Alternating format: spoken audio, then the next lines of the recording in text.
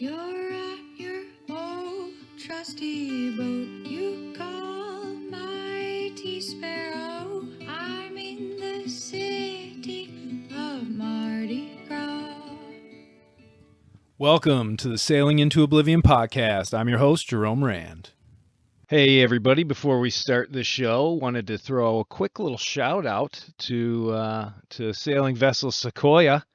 I know it's been a while since I checked in on them, but yeah, August 7th, so a while ago, he made it to Coffs Harbour, Australia. So all the way from his hopping off point around San Diego, made it to Hawaii, and then cut solo nonstop all the way down to Australia. And that's a heck of a feat. And I want to give him some props on that one. So nice job, Rod. And yeah, he's just got the last little leg, pretty much a little, quote unquote, from Coffs Harbour. I think he's going to cruise the coast and then cross the Bass Strait down to Hobart, Tasmania, and then he'll be home. So well done on that voyage. That's a serious crossing. That's the biggest crossing you can pretty much do as far as continent to continent, going across the whole of the Pacific. So well done, sir. And hopefully when he does make it to Tasmania, maybe I'll be able to get him on the horn and have a good conversation and maybe relay as much of that as possible, or possibly break my own rule of doing podcasts over the phone, but maybe I can figure out a way to keep that audio quality a little bit high, or just do sort of a special episode, because I think a voyage of that magnitude definitely deserves a quick little recap, and I'd like to hear it from the horse's mouth and not try and reinterpret it to everybody here. But I did get some more information, or another sailor that's out there, and I've got to get a little more info before I really shout it out. But essentially, this guy is down in the Marquesas, and I think he's doing like around the world. I'm going to find out more about that, because it is kind of cool to sort of keep tabs on these adventures that are happening as we speak out there in real time. And I will hopefully be bringing that to you guys soon. But today, I got a really great email from a guy named Brian, and it was basically a lot of questions about being alone out at sea. And he essentially is looking to start kind of getting out there and doing trips and things like that, and longer ocean passages. He is a sailor, so he knows sort of what it's like, but he's never done the solo stuff. And I think his curiosity was piqued with how it is that people can be alone for long amounts of time, essentially, and not go crazy like some people do. But yeah, so I'm going to answer that without trying to lose my focus, or go off into the weeds too far, and try and make some sense of it. It's a little bit hard because it's a kind of an abstract idea, but I guess if I were going to be a little bit of an expert in anything, it would probably be solitude on our oceans. So I will get into that, but as I always say, and I do need to do one other shout out to another person named Brian down there in South Carolina. Just got struck by lightning the other day, and has to get the boat hauled out. Again, it's my biggest fear. Holy smokes. Lightning is just, it's random, it's scary. I think the only positive thing that comes out of lightning is it's over pretty much the exact same time that it happens. And but I always feel bad for anybody, any sailor who their boat ends up being a lightning strike, because it's pretty devastating as far as what it does to your electrical systems and what it potentially can do to your boat. So I feel for you, Bri, and hopefully you get things fixed, and the insurance claim and all that stuff is all easy peasy, and you're good to go. But so big shout out to him. And then, as I always say, if you want to support the show, head on over to Patreon. The link will be in the description. And if you want to email me and hear some more random thoughts about queries and questions, just head over to sailingintooblivion.com, and I definitely read them all. So thanks for listening, and here we go. Good morning, everybody, from a kind of a balmy morning up here in Maine. I'm wearing a sweater, and it's been a little bit on the chilly side at night. The old air mattress that I'm sleeping on is kind of deflating. Not totally, but enough to form quite a cavity. So I wake up in kind of an odd position, but just hit the old inflate thing, and boom, it sort of raises me up, gets me out of bed, which is kind of nice. It's always a little hard to get out of bed when it's that cold. I don't know. It's something about it when it's hot. I think in the Caribbean, I never once had trouble getting up and getting out of bed just because the heat, and it was already sunny, and it was like, well, time to go. But today, yeah, I got kind of an interesting email, and it was sort of all about mind state, so to speak. The state of mind when you're out by yourself for a long time, whether it be, I mean, this email from Brian is mostly having to do with being out at sea, but I've spent a lot of time alone when I'm out in the wilderness as well on the Appalachian Trail, and I see plenty of sort of links between the two, and the solitude really is the center of the question. But yeah, basically, I figured why not? I can talk about it because I'm alone right now. I might as well pontificate a little bit on it, I suppose. But maybe just to back things up, before my life sort of went into some of these solo adventures, I was working primarily in resorts and water sports centers and with teams of 15, 16 people, and lots of interaction, not only with guests and students and just the general public, but also between myself and my staff.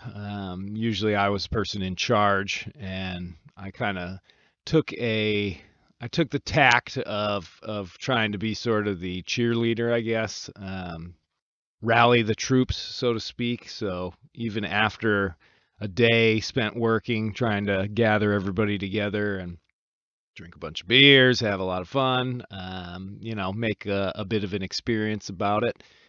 And so I don't know. I think for a lot of people, it was a little bit of a shock to sort of see me transition from, I don't know, I guess gregarious and outgoing and sort of team oriented to switching over to doing something like solo sailing. But I think most people sort of just were like, oh yeah, well that sounds like Jerome. But I've always been a bit of an oddball, you could say.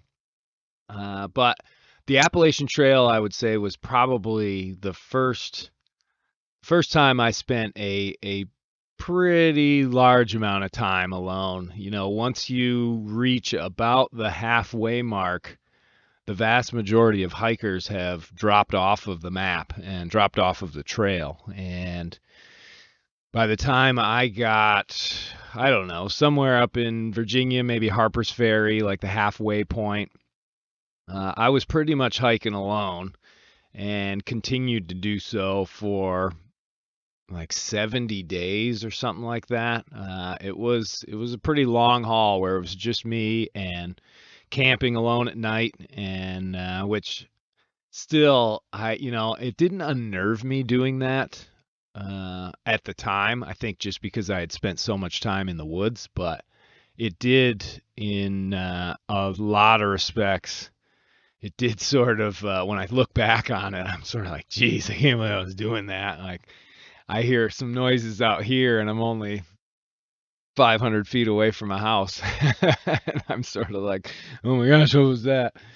But, it's one of those things where that bit of solitude started to open up my eyes to a bit of what I would call low level input as a state of mind. And I guess the best way to describe sort of what I mean by that is and I think I have talked about it before, but essentially in the normal day-to-day life with lots of interaction with lots of other people and being surrounded in sort of a normal society, whether it be like a big city or a small town or going to work every day or anything where you're actually being sort of inundated with the normal amount of information and things like that. Well, once you get out and sort of away from that, at first, it's typically a little bit,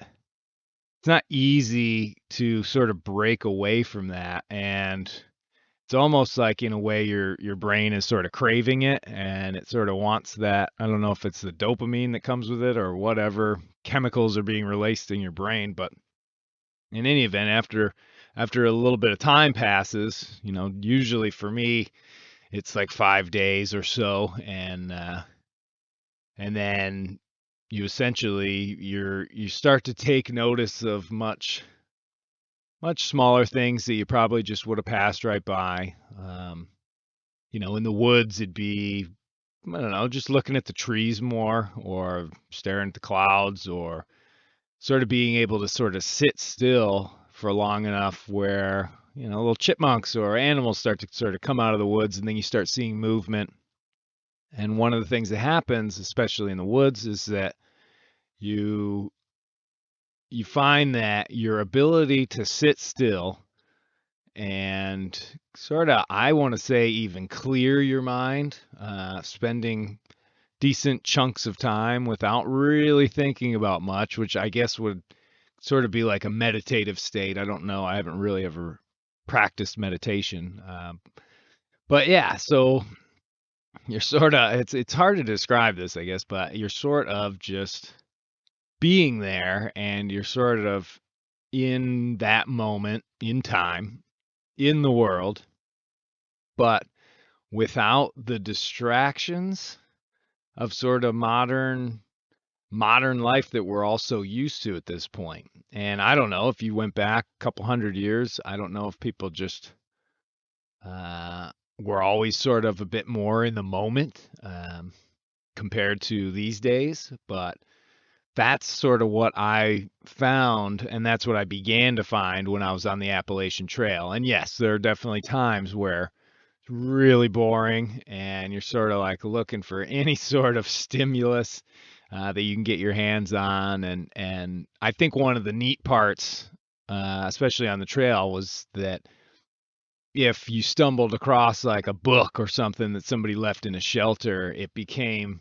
this awesome thing that now you have and you can dive into. And anytime you're looking for a little input, boom, you've got this thing and you can just read it and read it and read it. And sort of taught me a little bit more about self-sacrifice as far as not sort of having all the things that you want all at once all the time, and the availability is not there. And it's strange because it made all these little things so much more valuable, and probably in reality just their made me value them as much as they actually are of value, if that makes sense.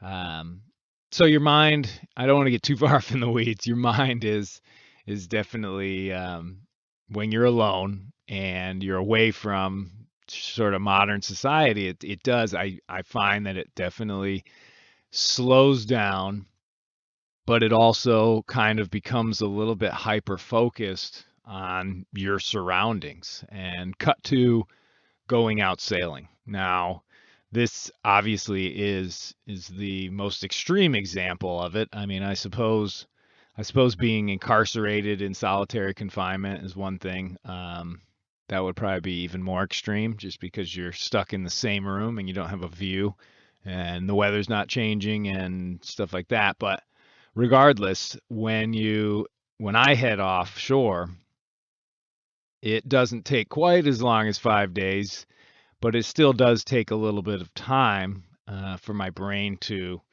really, really transform. And now it's something that I expect to happen, and I can sort of note the symptoms and all that sort of stuff. And one very relatable symptom, once you get like 15 miles offshore, your cell phone service drops off, and typically I'm sending text messages or calling people up until that point, just because I know it's gonna be the last time for a while, and just trying to, do the old due diligence. And essentially, you put the cell phone away, turn it off, and you leave it there. And for the first day or two, there is this like ingrained sort of thing, like, oh, where's my cell phone? I want to check it. But there's nothing to check it for. I mean, it doesn't have any service. The only thing I'm ever using my phone for is either taking little video clips or listening to music. And so that I don't know, that need for it sort of dissipates, and that's typically sort of step one, because you're no longer distracted by that. And I do think that that's probably one of the biggest distractions for everyday life, that happens these days. And it happens to me like crazy when I'm on land. I mean, I'm always sort of check in to see what's going on. What's that video do anything? Da da da da da. All that sort of stuff. It was really bad when I was doing all the TikTok stuff. Although since I only do that for the clips after I go on an adventure, it's not so bad, because typically get back from something and then offload all that stuff onto there for about a week or two, and then that's pretty much it. But back to the brain. You essentially, after a few days, just slow way, way down. You definitely become very, very aware of what the boat is doing, because that sort of turns into the focal point of your life, because it is essentially your life-saving apparatus. It's also your ability to move and progress towards wherever the heck you're going. So that is sort of a different thing, because on the Appalachian Trail, the only thing that's your focus, I guess, could be your backpack, or more importantly, your food bag, and maybe your shoes or something like that. But those are all such simple little things. When you've got a boat, then you actually have a bit of a problem on your hand, as far as different systems and things that can go wrong, different checks and things that you have to do to make sure you're maintaining the vessel's ability to keep going and not sink, heaven forbid. But as far as the solo aspect and being alone and sort of dealing with it, I typically don't find any of the pitfalls that I think most people assume would come out. Loneliness and fear. As far as the loneliness goes, it really is one of those things where, yeah, you definitely feel it every once in a while, but in the end, I've always felt like, because I know that I'm headed back to land eventually, because you can't stay out there forever, you will sort of get that dose and get back to sort of that normal community sort of state. And so I think I'm able to just forego a lot of the loneliness, sort of just knowing that there is an end point, and it's not a forever sort of thing, and that keeps my mind pretty level. As far as the fear comes into play, it's like, oh, you're alone and a big storm comes and all that sort of stuff. The fear thing is kind of interesting, I think, because I think a lot of fear in today's society is based upon what other people might perceive of how you handle a situation, or how people react to something that you've done or something like that.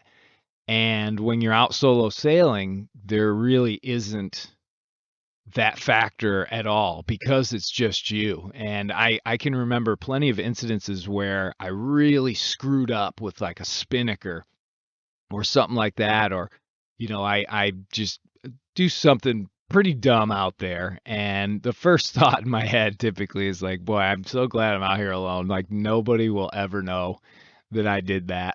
and and it's actually a pretty freeing sort of mental state to be in, because it's just you.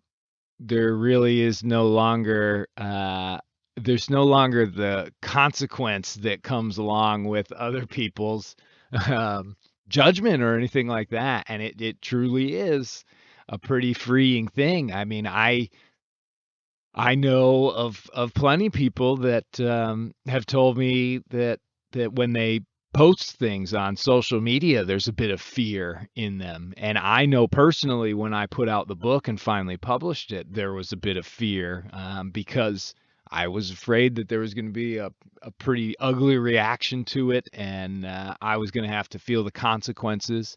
And when you're out there by yourself, the only consequence you could ever have, I mean, besides sinking or something like that, if you really screw up, would be that you sort of get down on yourself. But again, that's like an internal thing, and you're in control of that situation. And if you choose to be mad at yourself, you can. But if you choose to just slough it off, which is commonly what I do, then that's okay as well. It really so the fear factor. Now, granted, it is pretty scary to be in some really bad weather. For instance, when lightning storms come about, that's always pretty scary. But I don't ever wish that anybody else would be on board with me. Quite the opposite. I'm usually pretty glad because that way I'm not really responsible for anybody else's livelihood because I find myself in that scary situation. But also the uh, what am I trying to say here? It's the only times I'm really the only times fear I think really comes into play is if a situation warrants if it gets to a point where it's like you really need to be in more than one place at a certain time. Case in point, if I'm out there and I'm needing desperately to hook a smaller sail up forward on the boat and at the same time sort of having to hold a really really precise position as far as steering the boat, and so I'm just trusting Mongo, the wind vane on the back, to do a decent enough job for long enough for me to do this, whereas it will be a heck of a lot more convenient, safer, and everything if I had a second person on that boat who would be able to do just what I needed them to do so that I could take care of that. There definitely is a little bit of that fear that comes out of that situation possibly coming about, but typically you sort of find your own way and your own sort of solutions to not ending up in those sort of situations. And so I don't think that fear is really a big part of anything that I feel when I'm out and I'm on my own, whether it's sailing or if it's out in the woods. Now I will say, I will say, with the woods thing, uh, it really depends on the situation. There's really not a whole lot that's spookier, at least to me, than when you're lying in a tent and you're alone for miles and miles around, and you're in sort of an area that's not familiar to you, like the Appalachian Mountains in New Hampshire and Vermont and Maine and all that sort of stuff. And it's nighttime and noises start happening and your brain just starts flipping out, essentially turning probably the sound of like a skunk walking by, turning that into, you know, an elephant or a hippopotamus or something like that. So there is there's definitely a bit of fear when it comes to being alone, I think, in the woods at night, and there's mystery noises going on. That is definitely a time where I wholeheartedly 100% always wish that there was another person around just to be able to sort of share that situation. And I know that sounds a bit going against things as far as what I feel like when I get into a scary situation on a boat. But I don't know. On land, it's different. Maybe it's just a trigger in my psyche. But yeah, that one's pretty spooky for me. So there is, there are some little dimensions of fear that I guess do crop up. But I think those are more personal for my life rather than just something that I could speak on as sort of a mental state. But yeah, essentially, those are some of the, I don't know, just sort of some of the feelings and the thoughts and the process that I typically go through, and especially on the long voyages, more than like 2 months. When you're out there, there is always going to be a point that you reach, and for me, it's typically after maybe 3 weeks or so, where you really kind of get into a day-to-day scheduled routine. And I think that for the long distance stretches, that is really a key to being sort of successful as far as keeping your state of mind in a happy place and a controlled place and not sort of losing it. And essentially what I mean by a schedule is, on the boat, it's pretty easy because you pretty much wake up and you have your morning checks where you're going over everything on the boat and then fixing whatever seems to be starting to chafe or needs a little bit of attention. That takes some time. And then you have breakfast, and that takes some time, a little coffee. You might sit down and read or have.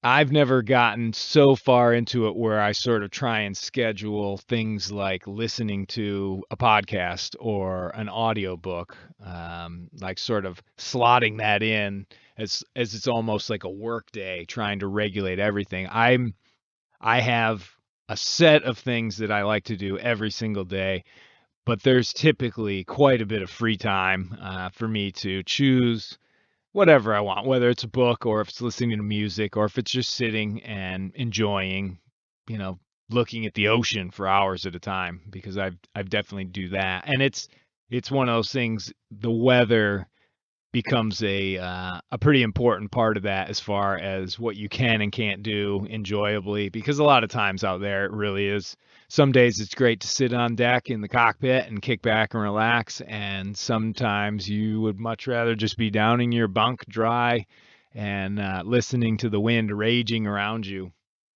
And I don't know, that's that's sort of that sort of stuff. I don't want to schedule my day too much because I like it to always sort of change a bit, but there are those things, and they carry out throughout the day. Having the logbook and everything and the journal entries, those typically, those will be done like 4 times a day, and at least the logbook. And if you're using a sextant, you got that to sort of work out, and then you have dinner, and then you have the sundowner cocktail hour time, and then you've got the stars or watching for squalls.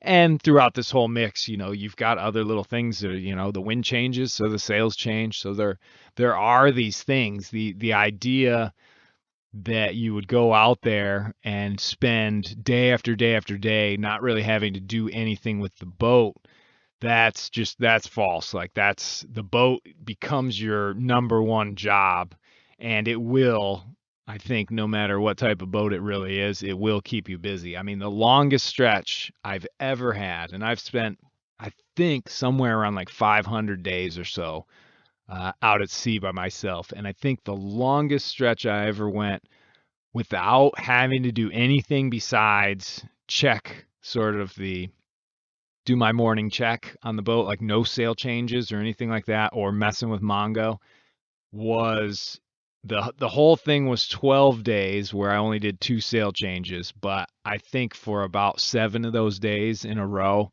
I didn't touch a line, I didn't touch Mongo, the tiller, any of that sort of stuff. And the boat was in that purest sense of the word, on its own and doing its thing, and it was in the groove, in what we refer to as set it and forget it sailing, where It's good. The wind stays exactly the same. The waves are the same, and you go, go, go. And to be honest, that was probably one of the more boring times that I've ever had a stretch of out at sea.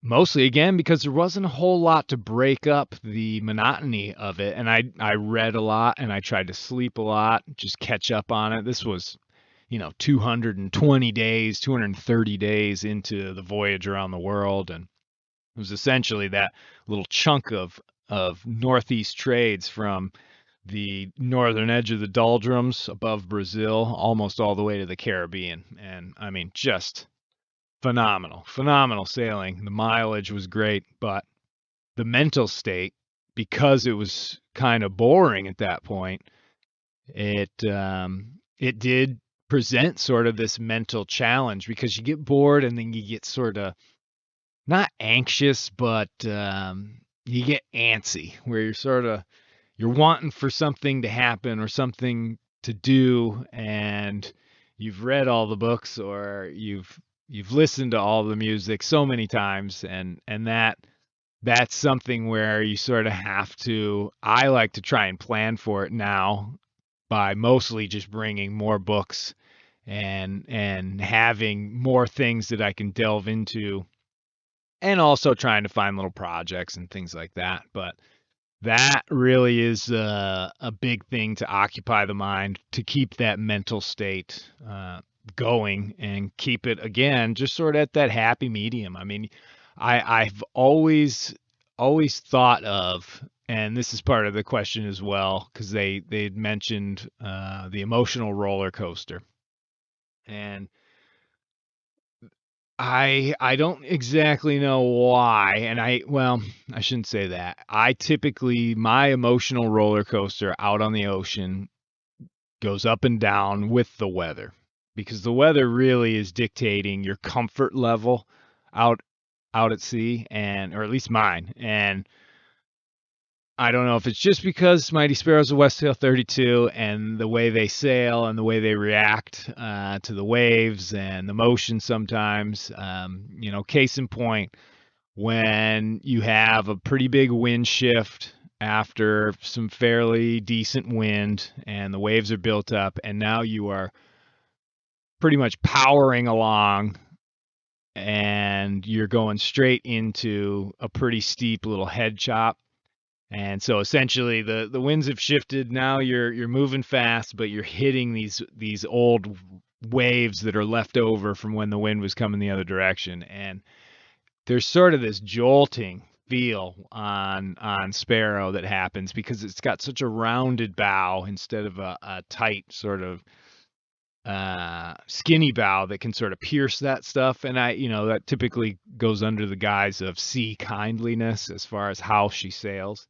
And I would rather have the rounded bow, because I know when I'm surfing pretty big waves and all that sort of stuff, it's kind of a comfort level knowing that when the bow hits the trough of a wave, it wants to pop immediately up and it won't pierce right through it and threaten like a pitch pole or anything. But at the same time, when you're getting jolted every 6 seconds and the boat's really struggling to try and get even to its hull speed because it's getting sort of paused by these liquid speed bumps so often, that definitely starts to twist my brain right up, and it gets me like angry. And anger is one of those things that's one of those emotions that I go through out there, where it's, I don't know, I want to say that it's useless, because you're just wasting your breath if you're out there screaming at the world around you. But at the same time, I've always felt a little bit better after I do that, even though I'm just yelling at the ocean. I'm not even really yelling at the ocean. I'm typically yelling at the wind. But it's, I'm thinking of, there was this one time. Wow, man, it was right after passing underneath New Zealand, and there was Cyclone Gita was coming down It was still days away, but I was really trying to get as far east as I could just to sort of get away from that area. And it was foggy, and I went to open up the computer and check the forecast because I was sure that it said we were going to have, a good 20 knots of wind, and the winds were super light. Swell was still there, and again, it was all foggy. And the fog was moving, but there wasn't really any wind. And I remember the sails were sort of slatting, and I was very, very frustrated. And I ended up going down and opened up the computer. And I for some reason, I even had an inkling that I I just sort of felt like the computer was on its last legs. And not so much because I had been opening it up, turning it on, turning it off, for the last 6 months or whatever. Just I don't know, had a feeling. And lo and behold, yeah, I turn it on and the computer won't work anymore. Does the whole blue screen, like completely fried, and was never able to actually recover that. But I remember going up on deck and just losing it. I mean, screaming and yelling. Ended up, breaking down in tears, and just I was like emotionally beaten. And I think it was the accumulation of, the possibility of a cyclone coming down.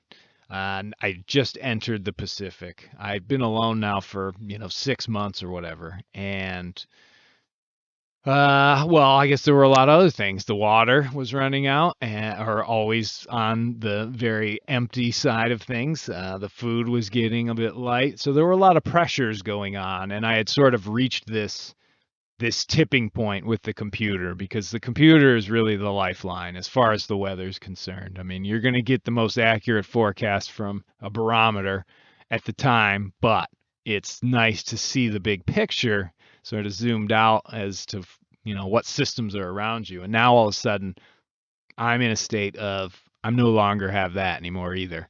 And yeah, like it was essentially just an apex of frustration and just emotions that I didn't want to be having. And after a good release of all those emotions to the world around me, I definitely felt a lot better. I didn't want to hold it all in and keep it all tucked away and just stoically press on, with sort of a frown on my face and eyes gazing 1,000 miles ahead. I chose the latter of sort of self-therapeutic venting off into the world around me. And I think I've always found that really does and can help by just sort of letting your emotions go, just letting it go. I mean, think of like a baby, I guess, just crying it out. Once they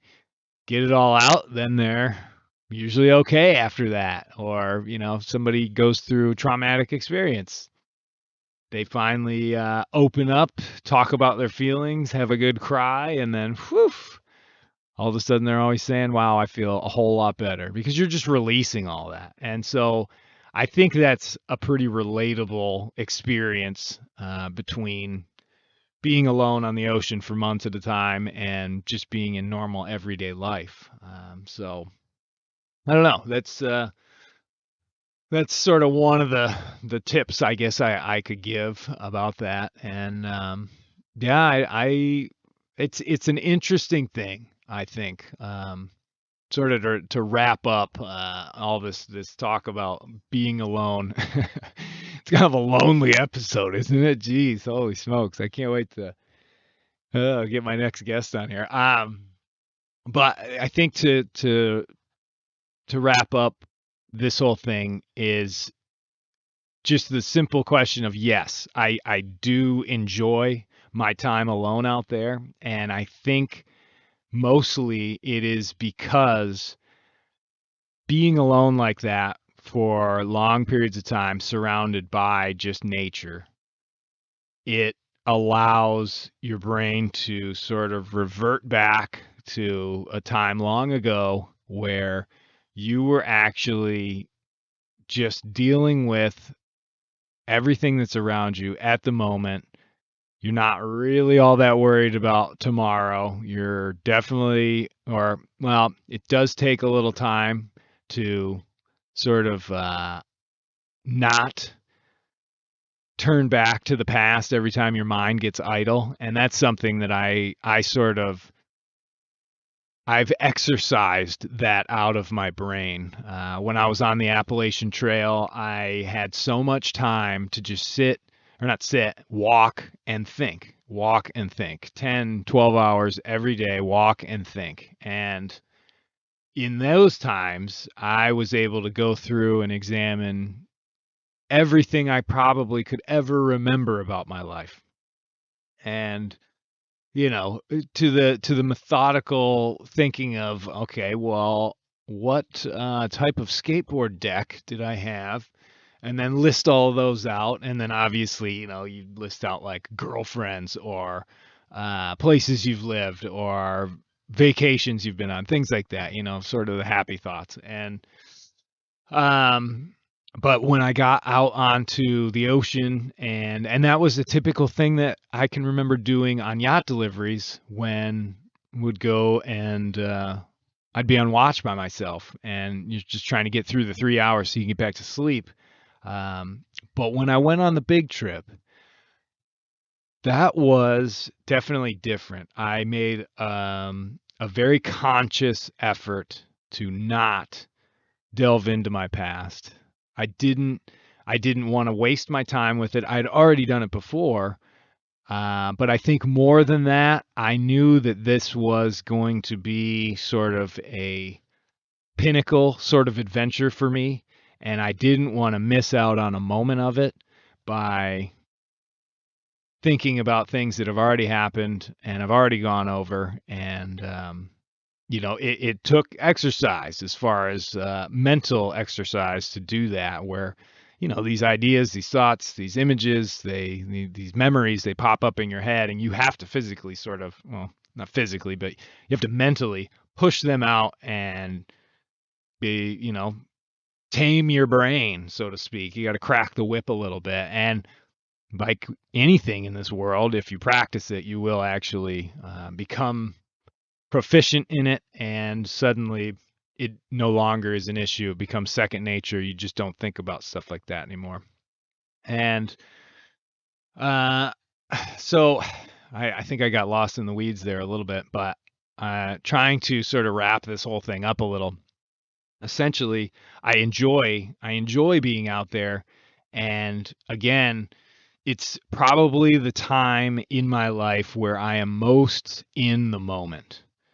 And that's probably one of the most enjoyable parts for me about being alone out at sea, is just that you're just, I feel part of not only the ocean that I'm on, the boat that I'm on, the weather system that I'm in.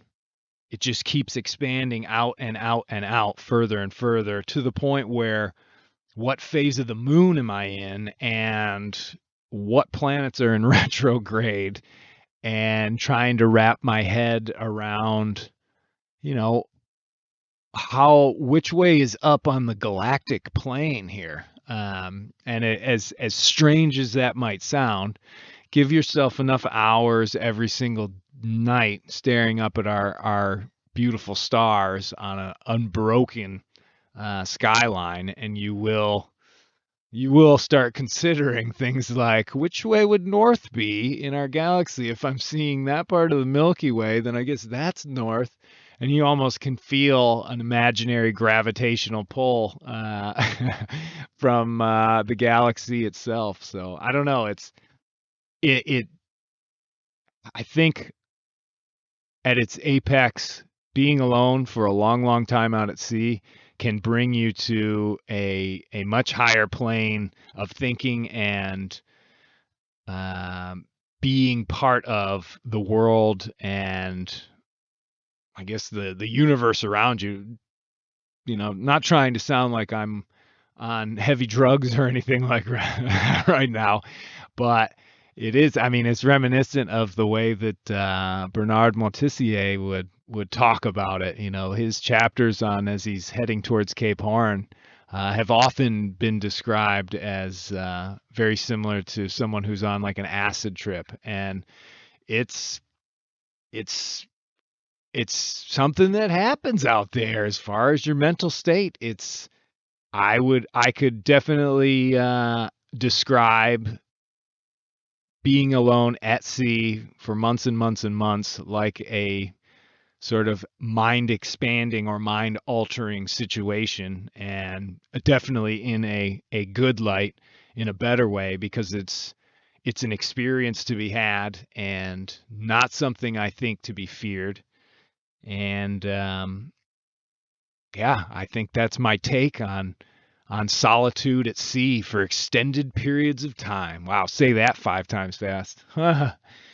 Oh man. So anyway, I hope that answers all the questions. It was every once in a while I will get an email that is pretty in depth and pretty lengthy, and I do appreciate them. I definitely read them all, and I don't know. This one, for whatever reason, today was a very welcome surprise, and it gave me a lot to sort of think about. And I figured, you know what, I'm going to transition that right onto another show. So thanks for listening, and until next time.